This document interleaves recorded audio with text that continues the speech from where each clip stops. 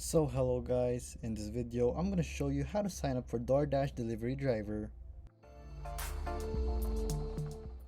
So to do this is pretty simple. Here in your Doordash dasher.doordash.com, here you'll be shown this website.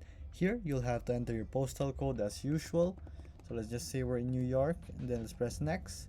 And then either email address right here. So let's just place a random one. So let's see.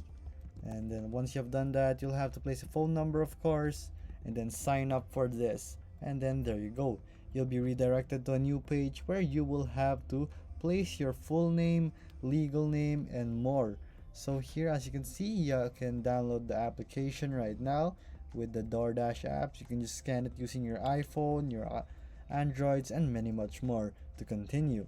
So there you go, guys. After you've done that, you'll have to scan your driver's license, and then from there they'll have to verify your identity. And there you go, guys. If this video is helpful, please hit the like button and don't forget to subscribe.